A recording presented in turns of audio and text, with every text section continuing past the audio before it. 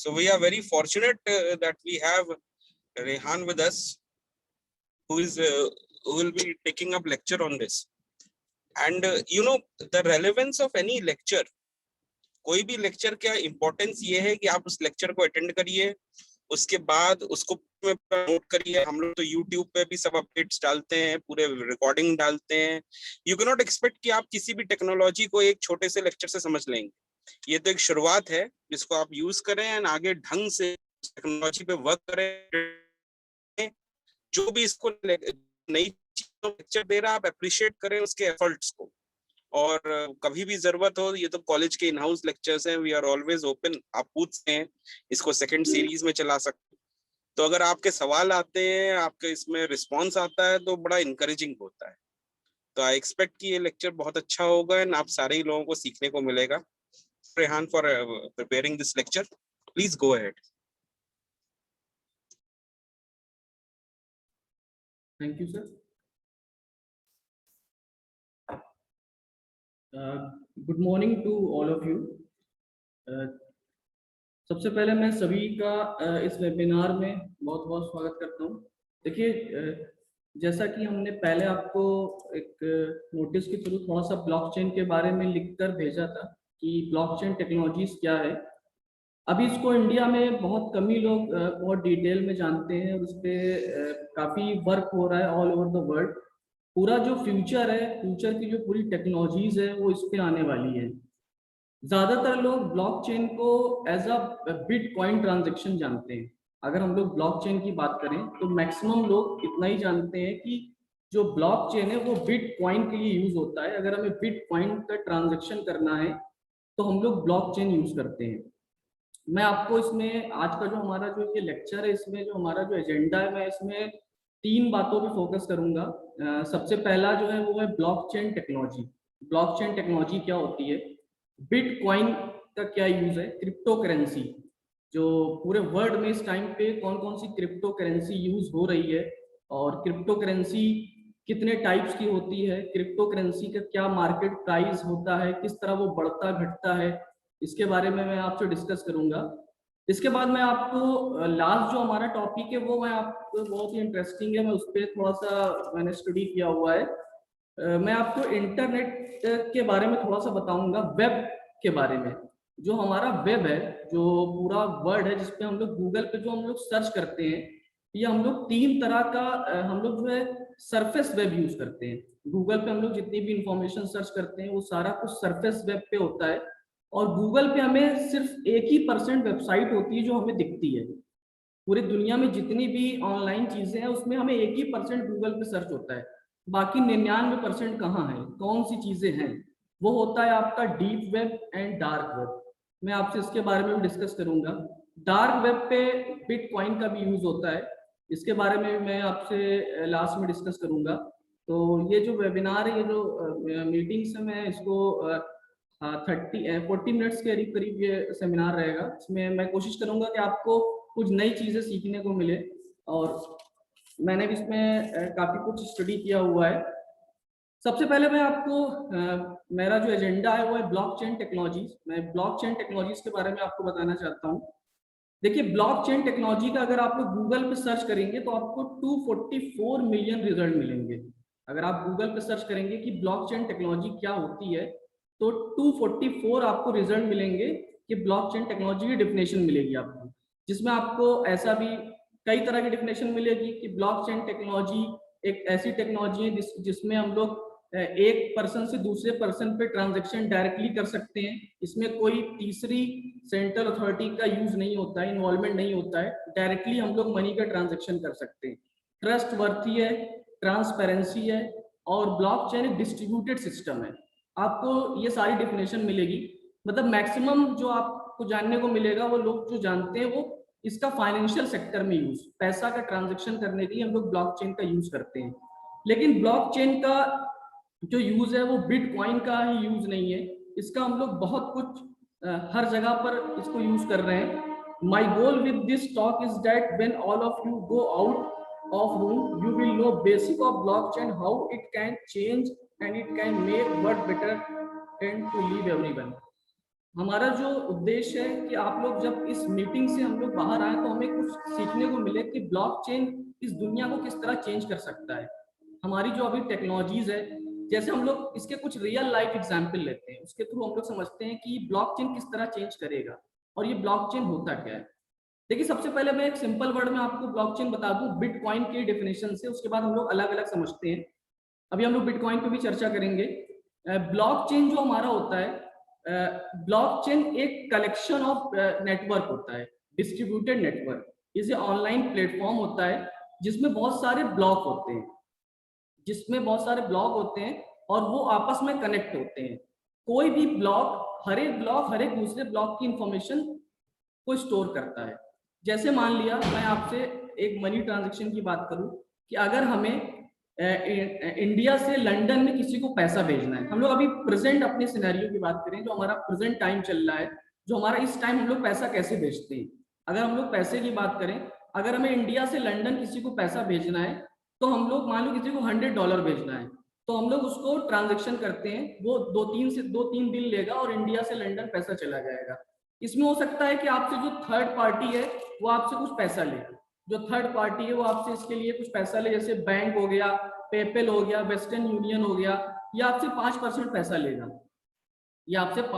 पैसा लेगा, लेकिन अगर हम लोग ब्लॉकचेन टेक्नोलॉजी की बात करें, अगर ये ब्लॉकचेन टेक्नोलॉजी से होगा तो इसमें कोई भी थर्ड पार्टी का इन्वॉल्वमेंट नहीं होगा। हमें किसी तीसरे पार्टी से हेल्प नहीं लेनी पड़ेगी पैसे को एक जगह से दूसरी जगह पे भेजने के लिए। तो यहाँ पर हमारा जो सेफ होगा, हमारा टाइम सेफ होगा, कुछ सेकंड में पैसा ट्रांजैक्शन हो जाएगा एक जगह से दूसरी जगह। और हमारा जो थर्ड पार्टी का जो हम पेमेंट कर रहे हैं, जो थर्ड पार्टी को हम लोग पैसा दे रहे हैं, वहां पर हमारा पैसा बच भी रहा है। तो सबसे पहला जो रियल लाइफ एग्जांपल है जहां पर ब्लॉकचेन का यूज हो रहा है, वो यही है जो मैं आपको बता रहा हूँ कि हम लोग पैसा एक जगह से दूसरी जगह पर अगर हम लोग ट्रांजेक्शन कर रहे हैं। अगर हम लोग पूरे वर्ल्ड की बात करें तो पूरे वर्ल्ड में, पूरे ईयर में 6 बिलियन जो है हम लोग पैसा थर्ड पार्टी को देते हैं। पूरे ईयर में अगर हम लोग थर्ड पार्टी की बात करें तो पूरे वर्ल्ड में हम लोग जो है पूरे ईयर में 6 बिलियन जो है हम लोग थर्ड पार्टी को पेमेंट करते हैं। जिसपे जो कंपनी है वो है जेपी मॉर्गन, अमेरिका की है बैंक ऑफ अमेरिका, और वेल फार्गो, एटीएम। अगर इन सबको हम लोग मिला लें तो थर्ड पार्टी जो है 6 बिलियन पेमेंट जो है हो रहा है। तो इस सारे जो थर्ड पार्टी पेमेंट है इसको हम लोग रोक सकते हैं अगर हम लोग ब्लॉकचेन टेक्नोलॉजी की बात करें। अब ये ब्लॉकचेन टेक्नोलॉजी होती क्या है? ब्लॉकचेन टेक्नोलॉजी का यूज करके हम लोग बिटकॉइन का ट्रांजेक्शन कर सकते हैं एक जगह से दूसरे जगह पर। अब ब्लॉकचेन टेक्नोलॉजी ये है क्या, इसका हम लोग क्या यूज कर सकते हैं और किस तरह से इसको हम लोग अदर सेक्टर में यूज कर सकते हैं। जरूरी नहीं है कि हम लोग सिर्फ इसको फाइनेंशियल सेक्टर में यूज करें जहां पर पैसे का ट्रांजेक्शन हम लोग करना है। अगर हम लोग इसको हम लोग बहुत जगह पर यूज कर सकते हैं, जैसे आप लोग देखते हैं जहां पर इलेक्शन होता है, इलेक्शन में हम लोग वोटिंग सिस्टम में ब्लॉकचेन का यूज कर सकते हैं। इसी तरह हम लोग मेडिकल में यूज कर सकते हैं, हम लोग टैक्स में यूज कर सकते हैं, रियल एस्टेट बिजनेस में यूज कर सकते हैं, ब्लड ग्रुप को हम लोग डोनेट करने या कलेक्ट करने में यूज कर सकते हैं, पब्लिक लेजर, कहीं पर लैंड डॉक्यूमेंट अगर हमें गवर्नमेंट को स्टोर करना है वहां पर यूज कर सकते हैं, यूनिवर्सिटी की मार्कशीट हम लोग ब्लॉकचेन पे स्टोर कर सकते हैं, और इसी तरह पासपोर्ट का डेटा हम लोग ब्लॉकचेन पे स्टोर कर सकते हैं। जो हमारी स्कॉलरशिप का ट्रांजेक्शन होता है पूरे यूपी में या इंडिया में, उसको हम लोग डायरेक्टली ब्लॉकचेन पे लाकर और ट्रांजेक्शन कर सकते हैं। मैं आपसे इसी बारे में वन बाय वन डिस्कस करना चाहता हूँ। तो सबसे पहले मैं आपको ब्लॉकचेन के बारे में थोड़ा सा पीपीटी के थ्रू भी शो करना चाहता हूँ कि ब्लॉकचेन की एक्चुअल डेफिनेशन क्या है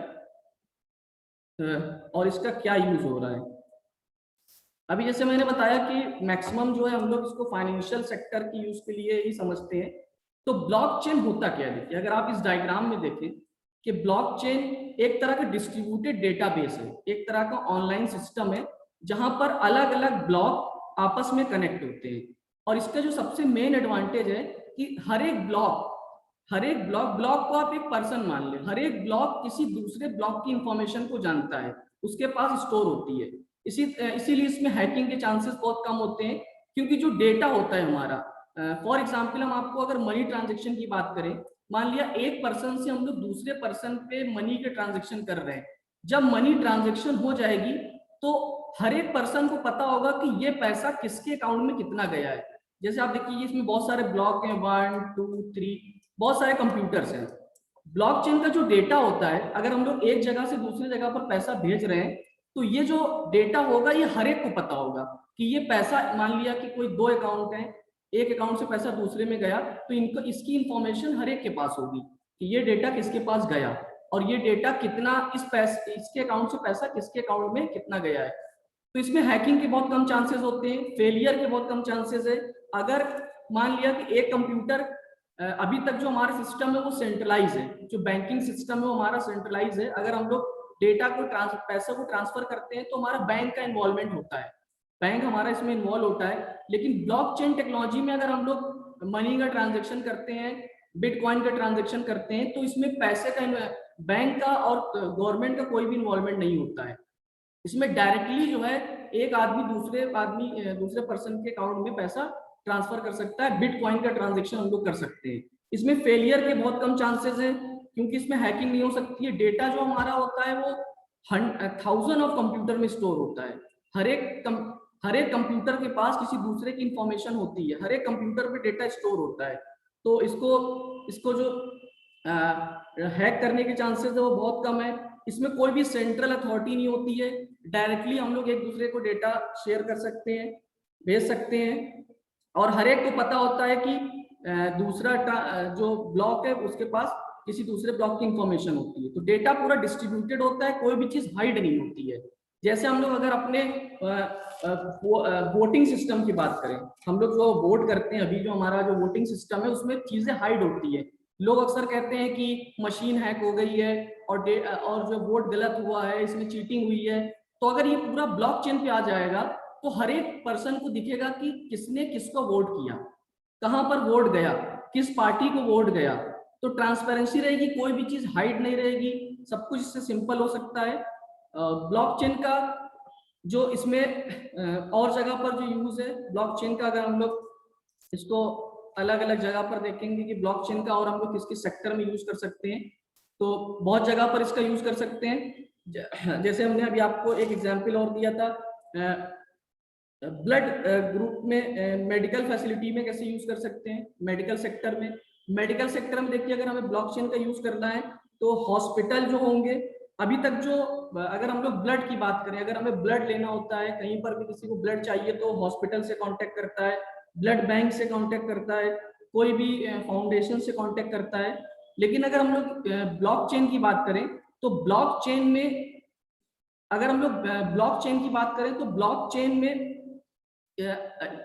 जो हॉस्पिटल होंगे, जितने भी ब्लड डोनेट जो करते हैं, जो लोग ब्लड बेचते हैं, तो उसका जो पूरा डेटा होगा वो ब्लॉक पे होगा, पूरा ब्लॉकचेन पे होगा। अगर किसी को डेटा ब्लड खरीदना है तो उसको कहीं वो डायरेक्टली किसी से कांटेक्ट कर सकता है, उसको जरूरी नहीं है कि जो है वो हॉस्पिटल के पास जाए, गवर्नमेंट सेक्टर में जाए, या वो किसी ब्लड बैंक के पास जाए, डायरेक्टली वो कांटेक्ट करके किसी से ब्लड परचेज कर सकता है। इसी तरह हम लोग अपना अगर लैंड डॉक्यूमेंट की बात करें, अभी तक जो हमारा जो लैंड का डॉक्यूमेंट होता है, जो हमारा अभी आप लोग देख रहे हैं कि आंध्र प्रदेश में जितने भी ये लैंड है, जितनी भी लैंड है, उसको गवर्नमेंट डिजिटाइज कर रही है, डिजिटल प्लेटफॉर्म पे ला रही है। तो अगर अभी इसको ब्लॉकचेन पे पूरी कोशिश की जा रही है आंध्र प्रदेश में लाने के लिए, पूरे इंडिया में क्या पूरे वर्ल्ड में सारी चीजें इंप्लीमेंट आगे होने वाली है, पूरा फ्यूचर इस पे है। तो लैंड का जो परचेज है, अभी तक जो हम लोग लैंड की परचेजिंग करते हैं वो हम लोग उसमें श्योर नहीं होते हैं कि लैंड हम जिससे खरीद रहे हैं ये लैंड ओरिजिनल है कि नहीं, ये किसी और की लैंड तो उन्होंने नहीं अपने पास रख रखी, उसको बेच रहे हैं, पेपर उसके फर्जी तो नहीं है। तो अगर ये पूरा डेटा ब्लॉकचेन पे रहेगा तो आप सोचिए कि जो हमारी लैंड है उसको कोई भी किसी का भी डेटा देख सकता है। हम लोग पहले का डेटा देख सकते हैं कि पहले की लैंड ये किसके पास थी, कितने में खरीदी गई थी, कितने में बेची गई थी। अभी का जो लैंड, अभी जो ये लैंड है किसकी है, इसका रजिस्ट्री पेपर क्या है। मतलब ब्लॉकचेन का मतलब है ओपन प्लेटफॉर्म, सभी को पता है, हजारों लाखों लोगों को पता है कि ये लैंड इनकी है, इससे पहले इसकी थी, ये इसके पेपर है, हमें कहीं पर जाना नहीं पड़ेगा चेक करने के लिए। इसी तरह अगर हम लोग यूनिवर्सिटी की मार्कशीट की बात करें, अगर यूनिवर्सिटी अपना पूरा डेटा ब्लॉकचेन पे स्टोर कर देगी तो यूनिवर्सिटी की जो मार्कशीट है उसकी ऑथेंटिसिटी जो है वो कहीं से भी कोई चेक कर सकता है, वेरीफाई कर सकता है। पासपोर्ट का डेटा अगर हमारा ब्लॉकचेन पे आ जाएगा तो बहुत इजीली है, कोई भी किसी का पासपोर्ट कहीं से भी देख सकता है, कोई किसी कंट्री में जा रहा है, पुलिस अगर जो होती है उनको अगर किसी कोई इंडिया में कोई बाहर का आया है उसका पासपोर्ट चेक करना है तो बहुत ही इजीली जो है पासपोर्ट को चेक किया जा सकता है। इसी तरह आपका मेडिकल में बहुत यूज है, मेडिकल सेक्टर में भी आगे ब्लॉकचेन का यूज होने वाला है। ये पूरा फ्यूचर है, अगर हम लोग ब्लॉकचेन की बात करें तो पूरा फ्यूचर है, इस पे सारी टेक्नोलॉजी को धीरे धीरे इस पे लाने की कोशिश की जा रही है। अभी तक बिटकॉइन की बात नहीं है, बिटकॉइन तो एक अलग है, बिटकॉइन और फाइनेंशियल सेक्टर में तो अलग है, लेकिन और भी सेक्टर में हर जगह पर ब्लॉकचेन का यूज होने वाला है। अगर हम लोग मेडिकल की बात करें, मेडिकल सेक्टर में भी ब्लॉकचेन का बहुत यूज है। मेडिकल में आपका जो डॉक्टर होंगे उनके पास पेशेंट्स की सारी इंफॉर्मेशन होगी और वो कहीं से भी किसी भी पेशेंट की इंफॉर्मेशन को फेच कर सकते हैं, देख सकते हैं। अभी तक जो मेडिसिन होती है, आप देखिए जितनी भी मेडिसिन होती है हम लोग जो खरीदते हैं, आप देखिए जो मेडिसिन होती है जो हम लोग परचेज करते हैं, हमें उसकी ऑथेंटिसिटी की क्लियरिटी पूरी तरह नहीं होती है कि जो मेडिसिन है ये इसी कंपनी की है कि नहीं। आप लोग मेडिसिन खरीदते हैं, परचेज करते हैं, घर पे लाते हैं मेडिसिन, क्या आप 100% श्योर है कि ये मेडिसिन उसी कंपनी की है? तो वो फर्जी भी हो सकती है। तो मेडिसिन की जो इंफॉर्मेशन है, जितनी भी मेडिसिन है उसको ब्लॉकचेन पे आगे स्टोर किया जा सकता है और उसके डेटा को कोई भी देख सकता है, डायरेक्टली वो परचेज कर सकता है, थर्ड पार्टी का कोई भी इन्वॉल्वमेंट नहीं है। इसी तरह जो हम लोग ऑनलाइन शॉपिंग करते हैं, अगर हम लोग ऑनलाइन शॉपिंग की बात करें, ऑनलाइन शॉपिंग में आप लोग कोई भी चीज अगर परचेज करते हैं, आप अगर फ्लिपकार्ट पे या आप अमेजोन पे कुछ खरीदते हैं, कोई भी आप शर्ट खरीद रहे हैं, कोई भी आप टी शर्ट खरीद रहे हैं, आप लोग उसको परचेज कर लेते हैं, आपको उसके बारे में बहुत डिटेल में नहीं पता है, बहुत सारी कंपनीज है उसमें जो अपना डेटा बेच रही है, लेकिन हम उसके बारे में कुछ भी नहीं पता है।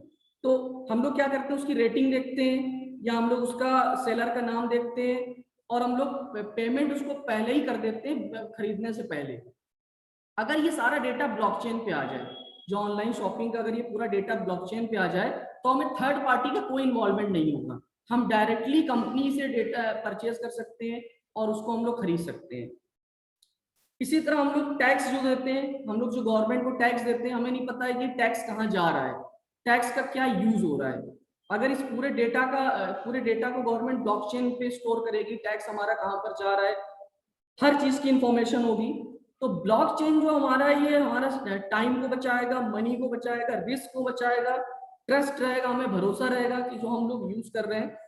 इसी तरह ब्लॉकचेन का आईओटी में बहुत ज्यादा यूज है। अगर हम लोग आईओटी की बात करें, इंटरनेट ऑफ थिंग की, मैं आपको एक एग्जांपल देता हूँ। एक आपको यूएस में और बहुत जगह पर इसका आईओटी को बहुत ज्यादा यूज किया गया है। देखिए अभी मैं आगे आपसे बिटकॉइन के बारे में डिस्कस करूंगा तो हम लोग और डिटेल में समझेंगे सारी चीजों को। आईओटी में देखिए इसका किस तरह यूज हो सकता है बिटकॉइन ब्लॉकचेन का। आईओटी जो हमारा होता है ये इंटरनेट ऑफ थिंग, सारे जो डिवाइस होते हैं वो इंटरनेट से कनेक्ट होते हैं। आप सब लोग जानते हैं आईओटी के बारे में हम लोग ने कई बार चर्चा किया है। आईओटी जो होती है ये इंटरनेट ऑफ थिंग, सारे जो डिवाइस होते हैं वो आपस में कनेक्ट होते हैं। मान लीजिए कि एक इलेक्ट्रिसिटी डिपार्टमेंट है जहां पर इलेक्ट्रिसिटी प्रोड्यूस होती है, फॉरेन में इसको इम्प्लीमेंट भी किया गया है। कहीं पर शहर में, कहीं पर सिटी में ज्यादा इलेक्ट्रिसिटी की यूज होता है, आपका जो गांव है, जो विलेज एरिया है, वहां पर कम इलेक्ट्रिसिटी का यूज होता है। अगर हम लोग अपने जो ये पूरा डेटा है, जो हमारे जितने भी इलेक्ट्रिसिटी का डिस्ट्रीब्यूशन है, हमें ये क्लियर नहीं पता होता है कि हमें कहाँ पर कितनी इलेक्ट्रिसिटी का डिस्ट्रीब्यूशन करना है। अगर ये सारा डेटा ब्लॉकचेन पे रहेगा तो क्या होगा, अगर ये सारा ब्लॉकचेन पे रहेगा, हमारे सारे जो इलेक्ट्रिसिटी के जो डिवाइस है, जो डेटा, जो बिजली, जो इलेक्ट्रिसिटी को डिस्ट्रीब्यूट करते हैं, अगर वो आपस में कम्युनिकेट कर लें कि किस जगह पर कितनी बिजली की जरूरत है, वो उतना डेटा, उतनी बिजली उस जगह पर दें। जैसे गांव में कम जरूरत है वहां पे कम जाए, शहर में ज्यादा जरूरत है। तो आईओटी डिवाइस जब इंटरनेट के थ्रू कनेक्ट होंगे तो वो सिग्नल प्रोड्यूस करेंगे कि कहाँ पर कितना डेटा की जरूरत है, उतना वो वहां पर डेटा को भेजेंगे, उतनी वहां पर इलेक्ट्रिसिटी को भेजेंगे। तो बहुत जगह पर इसका फ्यूचर में यूज है, आने वाले इसका जो पूरा फ्यूचर है खाली आपका मेडिकल से, ये फाइनेंस सेक्टर में या और एक दो जगह पर नहीं है, इसका बहुत ज्यादा यूज है ब्लॉकचेन का, और इस पर काफी कुछ काम हो रहा है। और उम्मीद है कि इस पे आगे आने वाले 2040 तक बहुत कुछ ब्लॉकचेन पे आ जाएगा। अभी मैं आपको कुछ वीडियोस के थ्रू एक दो चीज बताना चाहूंगा। सबसे पहले मैं आपको ब्लॉकचेन पे कुछ जो हमारे टॉप के लोग हैं पूरे वर्ल्ड के, उन्होंने कुछ स्टेटमेंट दिए, मैं आपको उसको शो करना चाहता हूँ। उसके बाद मैं आपको बिटकॉइन के बारे में थोड़ा सा बताऊंगा, बिटकॉइन के बारे में, और लास्ट में आपको मैं डार्क वेब के बारे में भी डिस्कस करना चाहूंगा।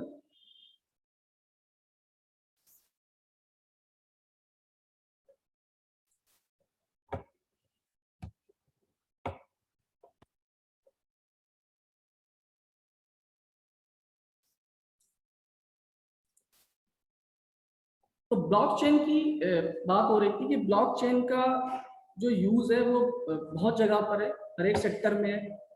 इसमें जो बिटकॉइन का जो ट्रांजैक्शन होता है वो तो हम लोग फाइनेंशियल ब्लॉकचेन में कर ही रहे हैं। इसी तरह ब्लॉकचेन का हम लोग और भी जगह पर यूज करते हैं। भी मैं आपको और भी कुछ एग्जांपल बताऊंगा। मैन्युफैक्चरिंग सेक्टर में इसका बहुत ज्यादा यूज हो रहा है। अगर हम लोग मैन्युफैक्चरिंग सेक्टर की बात करें, वहां पर यूज हो रहा है। IoT में मैंने आपको बताया ही है। आपका ऑनलाइन म्यूजिक जो होता है उसमें बहुत ज्यादा यूज हो रहा है।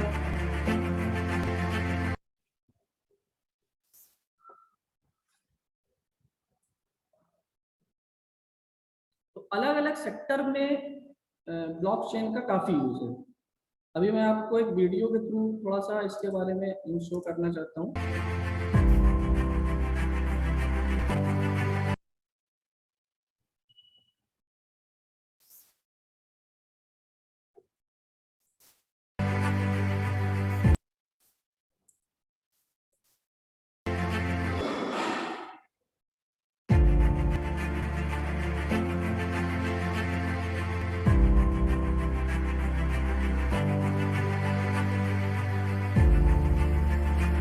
I think blockchain is going to be a very critical technology for the future development of the world. It's not only about the financing. Blockchain technology is not about Bitcoins. Bitcoin is just a small function of the blockchain technology. I'm a strong believer of the blockchain technology. This is not about Bitcoin or digital currencies or crypto assets. It's the underlying blockchain technology.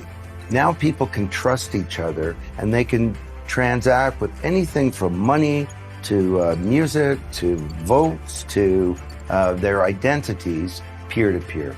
Bitcoin is either MySpace or it's Facebook, I don't know. But blockchain is social media. So at the macro, blockchain's going nowhere, right? Like blockchain's here to stay forever, and it's a very big deal.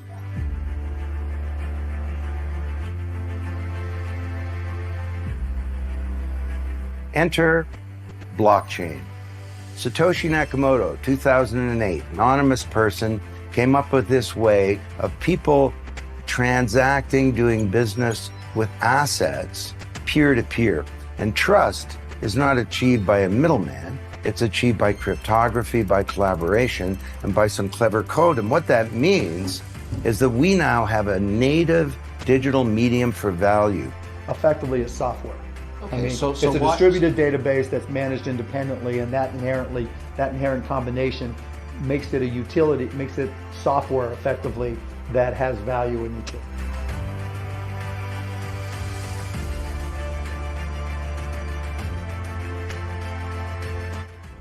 The business world of the future, say 10 years from now, is going to run on smart contracts. It's going to run on strong encryption and on, peer-to-peer based consensus mechanisms. So the core technologies underlying blockchain are going to pervade everything, just like the internet has, just like object-oriented software has, right? No. So the choice, when I talk to people, I said, what do you think will be here in 2040, approximately 22 years from now? Will gold still be here? Well, it's been here since eternity. Well, Will the dollar be here? Right. I don't think so. And will blockchain be here? I think so.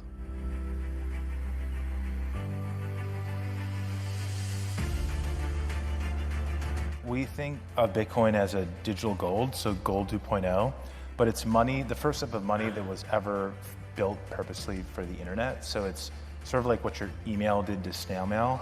cryptocurrency or Bitcoin does for money? Well, Bitcoin is exciting because it shows how cheap it can be. Bitcoin is better than currency in that you don't have to be physically in the same place. And of course, for large transactions, currency can get pretty inconvenient. The customers we're talking about aren't trying to be anonymous. You know, they're willing to be known. So the Bitcoin technology is key, and you could add to it, or you could build a similar technology where there's enough attribution that people feel comfortable. This has nothing to do with terrorism or any type of money laundering.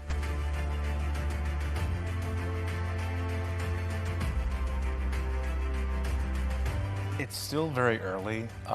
Institutions, everybody knows about it, everyone's heard about it, and there's some very sophisticated people in even these banks who know about cryptocurrency, but they're still not really in the game yet. It's still very much a retail-driven market, very much a lot of the actions out in Asia. So we still think it's the bottom of the first inning. If you read this book, you understand how we got here and how far it's come, but it's also just sort of the beginning in a lot of ways. Well, I think it is working, and there will be other currencies like it that may be even better. But in the meantime, there's a big industry around Bitcoin, and you know, people have made fortunes out of Bitcoin. Some people have lost money out of Bitcoin. It's volatile. It's volatile. Yeah, but it is quite volatile. But you know, when in volatility, people can make money out of volatility. So where I see crypto as effectively as a replacement for cash, but not as a replacement for as a primary. Not as I do not see crypto being the primary database.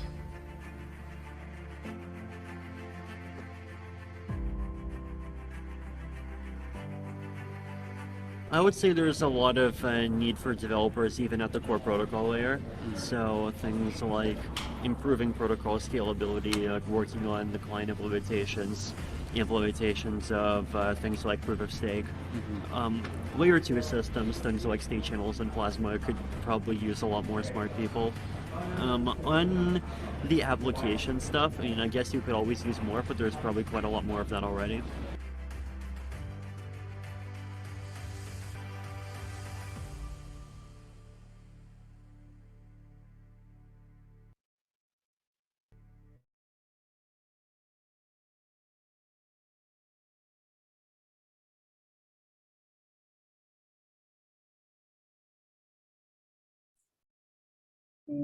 अभी एक video के जरिए मैंने आपको जो world के top लोग हैं उन्होंने बिटकॉइन एंड ब्लॉकचेन के बारे में काफ़ी कुछ डिस्कस किया है कि आगे इसका जो फ्यूचर है, क्या स्कोप है, किस किस सेक्टर में इसका स्कोप है, उसके बारे में। तो 2040 तक काफ़ी कुछ चीज़ें ब्लॉकचेन पे आ जाएगी, काफ़ी कुछ सेक्टर की चीज़ें ब्लॉकचेन पे आ जाएगी।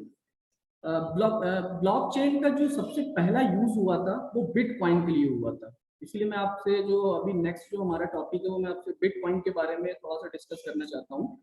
बिटकॉइन एक डिजिटल करेंसी है, बिटकॉइन एक डिजिटल करेंसी है।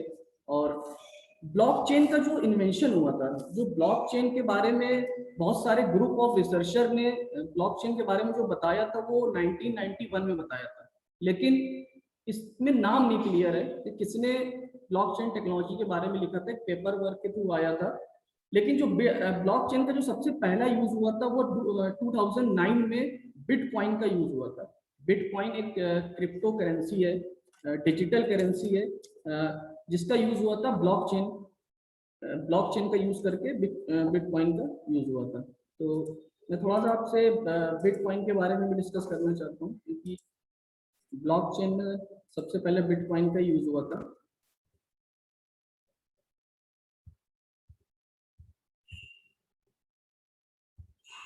बिटकॉइन के बारे में बहुत सारे लोग जानते होंगे। चाइना ने भी अपना एक खुद का बिटकॉइन एक डिजिटल करेंसी बनाई है, क्रिप्टो करेंसी। तो बिटकॉइन देखिए क्या होता है, अगर हम लोग मनी की बात करें, इवोल्यूशन ऑफ मनी, जो पहले हम लोग पैसे का जो हम लोग ट्रांजेक्शन करते थे, पैसा क्या होता है? पैसे का मतलब होता है कि आप कुछ वर्क कर रहे हैं, आप कुछ परचेज कर रहे हैं, आप किसी को आप कुछ दे रहे हैं ले रहे हैं, तो आपको उसके लिए एक पेमेंट करना होता है। जैसे आप जॉब करते हैं तो आपको सैलरी मिलती है। इसी तरह जो बहुत सारी करेंसी आई। सबसे पहले इसका जो धीरे धीरे जो चीज़ें बढ़ी है, नोट जो था आपका पेपर में जो आया वो बाद में आया। इससे पहले आपका ज्वेलरी के थ्रू होता था, और भी बहुत सारा, इसकी हिस्ट्री काफ़ी लंबी है। तो बिटकॉइन जो हमारा ये एक तरह की डिजिटल करेंसी है। इसका जो क्रिएट हुई थी जो 2009 में हुआ था, और इसको जो इसका जो मेन यूज हुआ है वो आपका इसके बाद हुआ है। जो बिटकॉइन का जो यूज हुआ है ये बाद में हुआ है। और बिटकॉइन का जो इन्वेंशन किया हुआ संतोषी नाकामोटो ने किया हुआ है। जो बिटकॉइन की हम लोग बात करें तो बिटकॉइन एक तरह की डिजिटल करेंसी है, क्रिप्टो करेंसी है। इसका कोई सिंबल नहीं होता है, ये एक तरह का कोड होता है। दुनिया में पूरे वर्ल्ड में 600 तरह की डिजिटल करेंसी है इस टाइम पे, लेकिन हम लोग बिटकॉइन को सबसे ज्यादा यूज क्यों करते हैं, सबसे पहले बिटकॉइन क्यों यूज हुआ है। अभी और भी डिजिटल करेंसी आप गूगल पे डालेंगे तो आपको बहुत सारी डिजिटल करेंसी, क्रिप्टो करेंसी आपको शो करेगी जो इस टाइम पे चल रही है। तो इसका हम लोग बिटकॉइन की यहाँ पर बात कर रहे हैं, तो बिटकॉइन का कोई सिंबल नहीं होता, ये एक तरह की डिजिटल करेंसी है। और दुनिया का जो सबसे पहला जो क्रिप्टो करेंसी है वो आपका बिटकॉइन का यूज हुआ है। और आप इससे कहीं पर भी बिटकॉइन को भेज सकते हैं, किसी भी दुनिया में कहीं पर भी भेज सकते हैं। 1 लाख से ज्यादा लोग बिटकॉइन का यूज कर रहे हैं ट्रांजैक्शन करने में। 1000 से ज्यादा कंपनी है जो इसको एक्सेप्ट करती है। अगर हम लोग बिटकॉइन की बात करें तो 1000 से ज्यादा कंपनी जो है वो बिटकॉइन को एक्सेप्ट करती है। इसका जो पैसा है वो इसका जो मनी है वो उसको एक्सेप्ट करती है। अगर हम लोग पूरे दुनिया का डेटा देखें, पूरे वर्ल्ड का डेटा देखें, तो एक साल में 1 ट्रिलियन ट्रांजैक्शन होते हैं। एक जगह से दूसरी जगह पर पैसे का ट्रांजैक्शन होता है, और इसमें थर्ड पार्टी का बहुत ज्यादा इन्वॉल्वमेंट होता है। मैंने अभी आपको बताया था पेपल, बहुत सारी कंपनी जो हमसे पैसा लेती है। अगर हम लोग इंडिया से लंदन या कहीं पर भी पैसा भेज रहे हैं तो हमें उसका चार्ज देना पड़ता है। लेकिन अगर हम लोग बिटकॉइन की बात करें, अगर हम लोग बिटकॉइन से ट्रांजैक्शन करेंगे तो हमें कोई भी इसका चार्ज, बहुत मिनिमम चार्ज देना पड़ेगा। तो बिटकॉइन का जो मेन जो यूज हुआ था वो आपका 3 जनवरी 2009 को हुआ था, संतोषी नाकामोटो द्वारा की गई थी। लेकिन जो इसका पहला जो ट्रांजैक्शन हुआ था, पहला जो इसको खरीदा गया था 22 मई 2010 को। इसमें आपका $10,000 में एक बिटकॉइन था, और इसको एक पिज्जा के रेट से मापा गया था।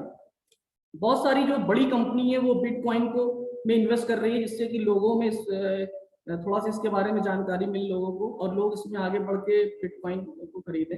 बिल गेट्स हो गए, आपका गूगल हो गया, पेपल हो गया, बहुत सारी कंपनी है जो बिटकॉइन में इन्वेस्ट कर रही है। लेकिन इसकी भी एक लिमिटेशन है। ऐसा नहीं है कि बिटकॉइन का भी मैं आपको प्राइस दिखाऊंगा किस तरह से ये प्राइस इसका घटता बढ़ता है। 30 सेकंड के अंदर इसका प्राइस वो वेरी करता है। तो अगर हम लोग 2009 से 2140 तक की बात करें तो 21 मिलियन ही बिटकॉइन प्रोड्यूस हो सकते हैं। इसको भी फिक्स करा गया है। ऐसा नहीं है कि बिटकॉइन कितने भी आप ले सकते हैं। ये पूरे वर्ल्ड का जो तैयार किया गया है वो 21 मिलियन ही हो सकता है। 48 कंट्री जो है वो आपका 48 कंट्री की जो गवर्नमेंट है वो बिटकॉइन को एक्सेप्ट कर रही है। यूएसए, कनाडा में, यूरोपियन कंट्री में डिजिटल वॉलेट होते हैं, एटीएम होते हैं, जिससे आप बिटकॉइन जो होता है उसको आप अपनी मेन मनी में ट्रांजैक्शन करके वहां की करेंसी निकाल सकते हैं एटीएम से। अगर आपके पास बिटकॉइन है और आप यूएसए या कनाडा या यूरोप में है अगर आप, तो आप एटीएम से वहां से आप जो है बिटकॉइन के बदले वहां की करेंसी ले सकते हैं। इंडिया में भी अभी इसको दिया जा रहा है, इसको आगे बढ़ावा दिया जा रहा है बिटकॉइन के को। और ज़ेप पे एक वॉलेट होता है जिसमें आप बिटकॉइन अकाउंट बना सकते हैं और वहां पर आप बिटकॉइन परचेज भी कर सकते हैं।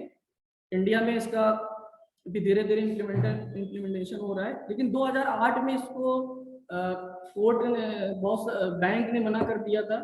अभी इसके बारे में आपको दिखाऊंगा। उसके बाद जो क्रिप्टो करेंसी ने इसके ऊपर केस भी किया हुआ था, उसके बाद वो जीत गए थे, तो उसके बाद से एक्सेप्ट किया जाने लगा है। चाइना ने अपना, तो बिटकॉइन के बारे में आपको थोड़ा सा आइडिया मिला होगा। बिटकॉइन एक तरह की डिजिटल करेंसी है। ये बिटकॉइन का आप अगर प्राइस देखिए, एक ये एनालिसिस है। अभी आप गूगल पे डालिएगा कि एक बिटकॉइन का रेट क्या है अभी इस टाइम पे।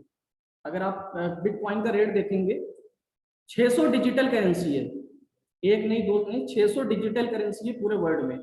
लेकिन बिटकॉइन को सबसे ज्यादा क्यों यूज किया जाता है? देखिए बिटकॉइन का अगर आप प्राइस का वेरिएशन देखें, आप कॉलम नंबर ये देखिए प्राइस में कितने डॉलर में था। अगर आप 12 जनवरी 2012 को देखें तो ये $60 का था। अगर आप अभी, हमने 17 मई का डेटा निकाला था, मैंने 17 मई को पीपीटी प्रिपेयर की थी 17 मई को, तो उस टाइम पे गूगल पे अगर आप डालेंगे तो एक बिटकॉइन $44,000 का था, यूनाइटेड स्टेट डॉलर। $44,000 का एक बिटकॉइन है। और इंडियन रुपीस की अगर आप बात करें तो 32 लाख अप्रॉक्स इसका जो प्राइस है। अगर हम लोग इसकी वेरिएशन देखते हैं कि कितना ज्यादा ये वेरिएशन होता है इसमें, 2012 में ये $7 का था। 2012 के बाद इसका प्राइस किस तरह से बढ़ा है, अगर आप बिटकॉइन के प्राइस के बारे में आप देखें तो किस तरह से प्राइस इसका बढ़ा है।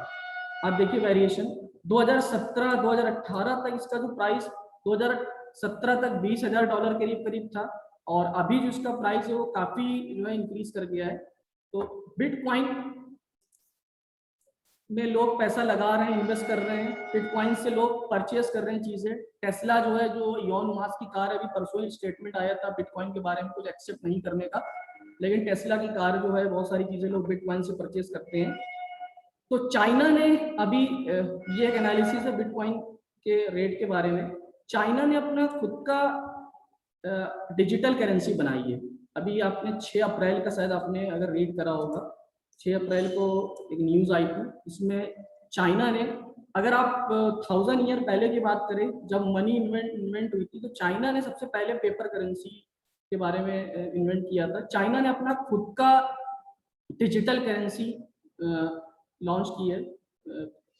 चाइना आप लोग जानते हैं बहुत आगे सारी चीज़ों में, तो और भी बहुत सारी डिजिटल करेंसी है, क्रिप्टो करेंसी, जिसको अलग अलग कंट्रीज में यूज़ किया जाता है। 600 के करीब है, लेकिन बिटकॉइन का बहुत ज़्यादा यूज़ हो रहा है क्योंकि सबसे पहली फिजिकल करेंसी है और इसको बहुत सारे लोग एक्सेप्ट कर रहे हैं। बिटकॉइन के बारे में और भी बहुत एनालिसिस की गई है, बहुत कुछ इसमें है, बहुत सारे जो ऐप होते हैं जहाँ से आप देख सकते हैं इसका प्राइस किस तरह वेरी करता है।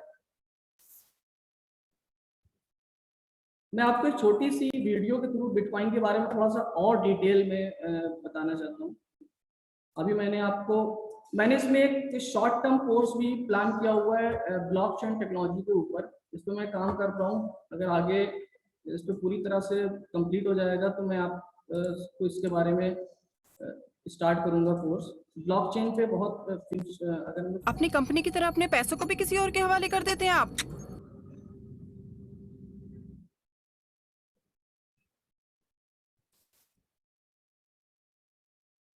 तो मैं एक वीडियो के थ्रू आपको शॉर्ट में, वैसे तो मैं खुद ग्रो करता हूँ, ग्रो ऐप है ना, इस पे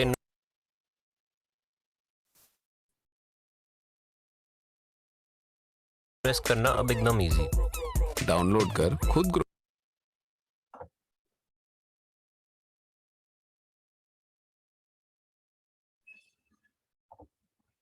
कर। Investment in securities market are subject to market risks. Read all the related documents carefully before investing.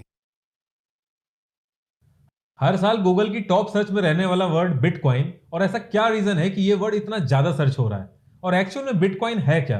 तो बिना किसी टेक्निकल और कॉम्प्लिकेटेड वर्ड्स का यूज किए इसको बहुत ही सिंपल तरीके से समझते हैं। ऑल ओवर द वर्ल्ड अगर आप देखें, आपको कोई भी पैसा क्यों देता है? आपको कोई पैसा तभी देता है जब आप उसके बदले में कोई वैल्यू ऐड करते हैं, कोई काम करके देते हैं। ऑफिस में भी आपको सैलरी तभी मिलती है जब आप कोई काम करते हैं, उस कंपनी के लिए कोई वैल्यू ऐड करते हैं। एक दुकानदार को भी पैसा तभी मिलता है जब उसके बदले में कोई सामान देता है। In fact all over the world अगर आप देखेंगे तो आपको पैसा तभी मिलेगा जब आप कोई वैल्यू ऐड करें या उसके बदले में कोई काम करें। एक तरह से money is equals to value, और टाइम टू टाइम मनी को अलग अलग चीजों से रिप्रेजेंट किया जाता रहा है। जैसे पहले के टाइम में लोग अनाज और गेहूं देके काम कराते थे, फिर लोगों ने धीरे धीरे उन सब चीजों में ज्यादा इंटरेस्ट दिखाया जो लंबे समय तक खराब ना हो, उनकी वैल्यू ज्यादा हो, जैसे कि गोल्ड। लेकिन गोल्ड को भी कैरी करना आसान नहीं था। फिर गवर्नमेंट ने एक ऑप्शन दिया जिसमें आपको गोल्ड कैरी करने की जरूरत नहीं है, आप अपना गोल्ड गवर्नमेंट के पास डिपॉजिट कर सकते हैं और उसके बदले में आपको एक रिसिप्ट मिलेगी, और उस रिसिप्ट के बेसिस पे आप ट्रांजैक्शन कर सकते हैं, और फिर वही रिसिप्ट आगे चल के पेपर मनी में कन्वर्ट हुई। फिर लोगों ने मनी को रिप्रेजेंट करने के लिए किसी सामान की बजाय गवर्नमेंट के एक प्रॉमिस पे ट्रस्ट किया। मैं धारक को इतना अमाउंट पे करने का वचन देता हूं। इस प्रॉमिस के जरिए गवर्नमेंट ने यह बताया कि आप इस नोट को लेकर अगर कहीं जाएंगे तो आपको वैल्यू मिलेगी। लेकिन अगर ऐसा है तो गवर्नमेंट नोट प्रिंट करके सबकी प्रॉब्लम क्यों नहीं सॉल्व कर देती? मान लीजिए 1 किलो आलू बचे हैं और उसको लेने वाले जितने भी लोग हैं सबके पास 1 लाख रुपए हैं, तो वो आलू उसको मिलेगा जिसके पास 1 लाख रुपए से ज्यादा होंगे। तो ऑटोमेटिकली आलू की कीमत 1 लाख से ज्यादा हो गई। तो अगर गवर्नमेंट नोट छाप के सबको बांट भी दे तो उससे प्रॉब्लम सॉल्व नहीं होगी, उससे सिर्फ और सिर्फ प्राइस बढ़ेंगे। प्रॉब्लम सॉल्व तभी होगी जब रिसोर्सेज पूरे होंगे। फिर धीरे धीरे पेपर मनी डिजिटल मनी में कन्वर्ट होने लगी। लेकिन डिजिटल मनी में भी सबसे बड़ा चैलेंज ये था कि ट्रांजेक्शन का ट्रैक रखना। अगर आपके अकाउंट से पैसे कटे हैं तो दूसरे के अकाउंट में पहुंच जाएं, और ऐसा ना हो कि दूसरे के अकाउंट में पहुंच जाए और आपके अकाउंट से कटे ही ना। तो इन सब चीजों का ट्रैक रखने के लिए एक सेंट्रलाइज्ड बैंक सिस्टम बना। लेकिन इस सेंट्रलाइज्ड बैंकिंग सिस्टम में भी चैलेंजेस हैं। जो पैसा आप बैंक में सेव करते हैं उस पैसे को बैंक इन्वेस्ट करता है, और अगर उस इन्वेस्टमेंट में कोई लॉस हो जाए तो आपका पैसा रिस्क पे आ जाता है। जैसे कि पीएनसी बैंक के केस में हुआ, लोग अपना ही पैसा बैंक से नहीं निकाल पा रहे थे। 2008 में लेमन ब्रदर्स जब नुकसान में आया था, जो कि एक फाइनेंशियल इंस्टीट्यूट है, पूरे ग्लोबल लेवल पे एक रिसेशन आ गया था। अगर आज की डेट में सब लोग एक साथ बैंक से अपना पैसा मांगने लगे तो बैंक दे ही नहीं सकता। आपके अकाउंट में जो बैलेंस शो करता है वो एक्चुअल में एक नंबर होता है जिसकी एग्जिस्टेंस बैंक पैसा रोटेट करके मेंटेन करता है। एक तरह से आप अपने पैसे का कंट्रोल किसी दूसरे के हाथ में दे रहे होते हैं। इसमें ट्रांसपेरेंसी की दिक्कत तो होती ही है, और क्योंकि कुछ चुनिंदा इंस्टीट्यूट इस पूरे पैसे को कंट्रोल कर रहे होते हैं तो इसमें करप्शन भी इन्वॉल्व होता है। और गवर्नमेंट अगर चाहे तो आपके पैसे के लीगल स्टेटस को भी हटा सकती है, जैसा कि हमने डिमोनेटाइजेशन में देखा। अक्टूबर 2008 में एक डॉक्यूमेंट पब्लिश हुआ, और जिसने उस डॉक्यूमेंट को पब्लिश किया था उसने अपना नाम सतोशी नाकामोटो बताया। अब एक्चुअल में सतोशी नाकामोटो है कौन, ये आज तक नहीं पता चल पाया। तो इस पर्टिकुलर डॉक्यूमेंट ने सजेस्ट किया जो हमारा करंट बैंकिंग सिस्टम है उसको कैसे रिप्लेस किया जा सकता है बिटकॉइन करेंसी के थ्रू। तो एक्चुअल में इसका मतलब क्या हुआ? इसका मतलब हुआ जो करंटली हमारा बैंक एक सेंट्रलाइज सिस्टम बना के सारे ट्रांजेक्शन के रिकॉर्ड मेंटेन कर रहा है और मेक श्योर कर रहा है कि ट्रांजेक्शन सक्सेसफुल हो, उसका एक ऑल्टरनेटिव भी देखा जा सकता है बिटकॉइन करेंसी के थ्रू। वैसे कई सारी क्रिप्टो करेंसीज मार्केट में आ गई हैं, लेकिन हम यहाँ पे बिटकॉइन का एग्जांपल लेके चलेंगे। जब आप पेटीएम से कोई प्रोडक्ट खरीदते हैं या कोई ट्रांजेक्शन करते हैं तो आपको कुछ रिवॉर्ड पॉइंट्स मिलते हैं। जनरली वो रिवॉर्ड पॉइंट्स पेटीएम के अंदर यूज होते हैं। अगर वो रिवॉर्ड पॉइंट्स बाहर यूज होने लगे और हर कोई उसको एक्सेप्ट करने लगे तो उसकी वैल्यू बढ़ जाएगी। सेम यही चीज होती है बिटकॉइन के केस में। बिटकॉइन एक क्रिप्टो करेंसी है, आगे चल के उसकी एग्जिस्टेंस किस लेवल पे होगी ये डिपेंड करता है कि उसकी एक्सेप्टेंस कैसी है, लोग उसको किस तरीके से एक्सेप्ट कर रहे हैं और कहां एक्सेप्ट कर रहे हैं। बिटकॉइन एक डिजिटल क्रिप्टो करेंसी है, उसकी फिजिकल कोई एग्जिस्टेंस नहीं है। जब आप कोई बिटकॉइन खरीदते हैं इसका मतलब आप एक स्पेसिफिक बिटकॉइन एड्रेस खरीदते हैं जिसके थ्रू आप ट्रांजैक्शन करते हैं एक दूसरे स्पेसिफिक बिटकॉइन एड्रेस पे। बिटकॉइन एक ऑटोमेटेड स्ट्रक्चर है, इसके लिए आपको बैठ के प्रोग्रामिंग या कोडिंग नहीं करनी है। इसकी एल्गोरिदम भी ऑटो रन पे चलती है, लेकिन एल्गोरिदम रन कराने के लिए भी सिस्टम और कंप्यूटर की जरूरत पड़ती है, और इतने बड़े लेवल पे हजारों कंप्यूटर्स की जरूरत पड़ेगी, और इन हजारों कंप्यूटर्स को मेंटेन करने के लिए एक थर्ड पार्टी की जरूरत पड़ेगी। लेकिन अगर थर्ड पार्टी इन्वॉल्व होगी तो बात घूम फिर के वही बैंक वाले स्ट्रक्चर पे आ जाएगी कि सारा कंट्रोल एक थर्ड पार्टी के पास चला जाएगा। तो इस चीज को अवॉइड करने के लिए बिटकॉइन माइनिंग का कॉन्सेप्ट आया। इसमें लोग अपने कंप्यूटर्स लगा के एल्गोरिदम रन कराते हैं और जब ट्रांजैक्शन सक्सेसफुल होती है तो एज अ रिवॉर्ड बिटकॉइंस मिलते हैं। क्योंकि ये सारा सिस्टम एक डिस्ट्रीब्यूटेड और ब्लॉकचेन की फॉर्म में है तो इसमें किसी एक इंस्टीट्यूट या एंटिटी के पास पावर जाना या फिर हैक होना, ये सारी प्रॉब्लम सॉल्व हो जाती है। अगर बिटकॉइन माइनर्स ऐसे ही बिटकॉइन जनरेट करते रहेंगे तो बात घूम फिर के वहीं आ जाएगी जो मैंने आलू वाले एग्जांपल में समझाई थी, महंगाई बढ़ जाएगी। तो इस चीज को अवॉइड करने के लिए पहले से ही ये कंफर्म है कि 21 मिलियन से ज्यादा बिटकॉइन जनरेट नहीं होंगे। एक बिटकॉइन माइनर को कितने बिटकॉइन एज अ रिवॉर्ड मिलेगा ये डिपेंड करता है कि कितने लोग कंप्यूटर लेके बिटकॉइन माइनिंग कर रहे हैं। 2009 में 200 बिटकॉइन आप 2 से 3 दिन में जनरेट कर सकते थे, लेकिन आज की डेट में अगर आपको एक बिटकॉइन जनरेट करना है तो उसके लिए आपको 150 साल से भी ज्यादा लग जाएंगे। अब बिटकॉइन के डिसएडवांटेजेस क्या क्या है? पहली चीज ये हर जगह एक्सेप्ट नहीं होता। दूसरी चीज गवर्नमेंट का इसमें इन्वॉल्वमेंट नहीं है तो इसमें इलीगल एक्टिविटीज बहुत ज्यादा होती है। तीसरी चीज ये बहुत ही ज्यादा वॉलेटाइल इन नेचर है, हर 30 सेकंड में इसकी वैल्यू चेंज होती है। मान लीजिए आप कोई प्रोडक्ट खरीद के लाएं और उसको आपको वापस करना है तो उतनी देर में उसका प्राइस चेंज हो चुका होगा। अब दुकानदार के सामने ये प्रॉब्लम आएगी कि उसको रिटर्न में पैसे कितने वापस कर रहे हैं, क्योंकि इस चीज के लिए कोई मैकेनिज्म ही नहीं है। क्योंकि ये ओपन सोर्स है तो हो सकता है आगे चल के इसमें कोई मैकेनिज्म बन जाए। इन सब चीजों से ज्यादा इंपॉर्टेंट चीज ये है कि क्या बिटकॉइन इंडिया में लीगल भी है या नहीं। तो इसका जवाब है बिटकॉइन इंडिया में लीगल है, लेकिन गवर्नमेंट इसको रिकॉग्नाइज भी नहीं करता। इसका मतलब जो भी आप ट्रेडिंग या परचेजिंग करेंगे तो इसमें सारा का सारा रिस्क आपका होगा। गवर्नमेंट इसके रेगुलेशन बनाने पे काम कर रही है, लेकिन उसका कुछ आउटकम अभी आया नहीं है। 5 अप्रैल 2018 को आरबीआई ने सारे बैंकों को एक नोटिस जारी किया जिसमें यह मेंशन था कि जितनी भी एंटिटीज क्रिप्टो करेंसी में डील कर रही हैं उनको आप अपनी सर्विसेज ना दीजिए।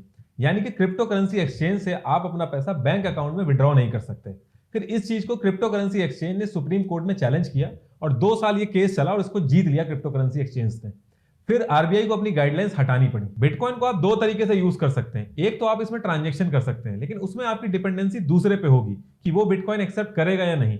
दूसरा, आप इसमें इन्वेस्टमेंट कर सकते हैं। 2009 में 0.04 पैसे में आप एक बिटकॉइन खरीद सकते थे और आज एक बिटकॉइन की कीमत 18 लाख से भी ज्यादा है। तो इसमें रिटर्न ऑफ इन्वेस्टमेंट बहुत ज्यादा है। क्योंकि इसमें रिटर्न ऑफ इन्वेस्टमेंट ज्यादा है तो इसमें रिस्क भी ज्यादा है। अगर आप रातों रात अमीर बनने के सपने देख के इसमें इन्वेस्ट करेंगे तो आपका नुकसान होना तय है।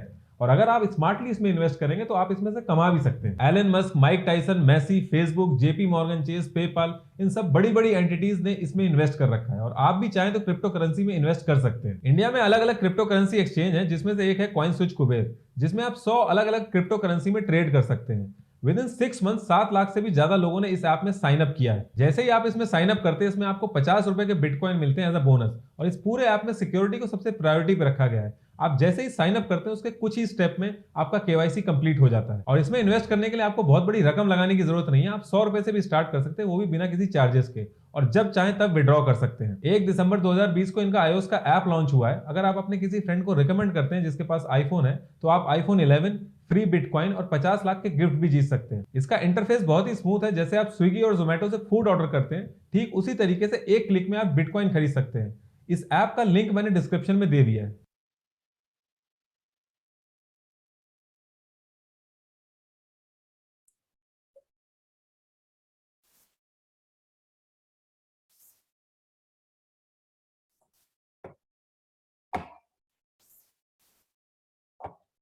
तो अभी हम लोग ने 2 वीडियो देखी और कुछ चीज़ें मैंने आपको बताई थी ब्लॉकचेन एंड बिटकॉइन के बारे में। अभी हम लोग एक ओवरव्यू लेंगे पूरे लेक्चर का, और लास्ट में मैं 5-7 मिनट आपको और लेना चाहूँगा, और लास्ट में मैं आपको इसका जो पूरा एक मॉड्यूल है 2 वीक का, उसके बारे में मैं शेयर करूँगा। अगर आप लोग आगे इंटरेस्टेड होंगे तो स्टूडेंट ज्वाइन कर सकते हैं। देखिए ये हम लोग जो अभी वेब की बात कर रहे थे, अगर हम लोग वेब की बात कर रहे थे कि जो हमारा वेब होता है, जो हम लोग इंटरनेट यूज करते हैं, इसमें हमारे 3 तरह का वेब होता है। एक होता है सरफेस वेब, एक होता है डीप वेब, एक होता है डार्क वेब। इसके बारे में आपसे इसलिए डिस्कस कर रहा हूँ कि जो बिटकॉइन है, इसका जो ब्लॉकचेन का जो बहुत बड़ा यूज हो रहा है बिटकॉइन का, ये डार्क वेब में हो रहा है। सरफेस वेब जो आपका होता है, ये जितने भी हम लोग गूगल पे सर्च करते हैं, गूगल पे हम लोग जितनी भी चीजें सर्च करते हैं, हमें 1% ही वेबसाइट या कोई भी जो ऑनलाइन जो एड्रेस है वो हमें मिलता है। जो हमारा जो इंटरनेट होता है, 1% ही हमें चीज़ें दिखती हैं। जो भी वेबसाइट आती हैं, जो भी हमें चीज़ें दिखती हैं, वो 1% होता है। उसको हम लोग बोलते हैं सरफेस वेब।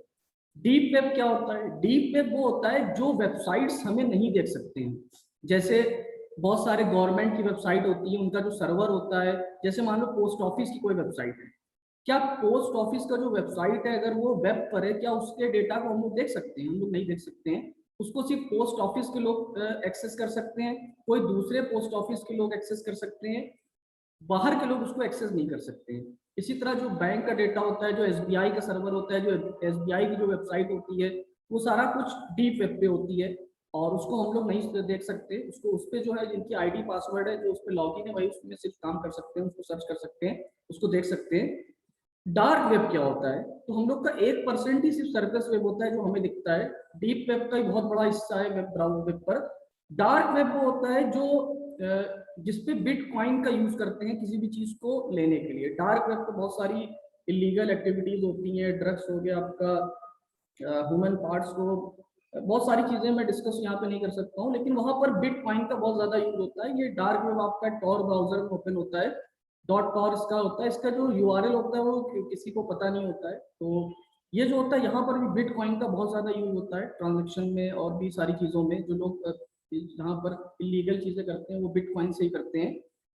तो ओवरऑल जो हम लोग का आज का जो लेक्चर था वो अभी मैं आपको एक लास्ट में इसका पूरा ओवरव्यू दे देता हूँ। और इसमें जो हमने जो प्लान किया हुआ है, अगर हम लोग ब्लॉकचेन के बारे में आगे हम लोग और आगे कुछ काम करना चाहें तो इसमें हम लोग 2 वीक का एक ऑर्गेनाइज कर सकते हैं। इसमें काफ़ी कुछ सीखने के लिए, और इसमें बहुत फ्यूचर, इसका जो मार्केट है वो बहुत ग्रोइंग है ब्लॉकचेन का।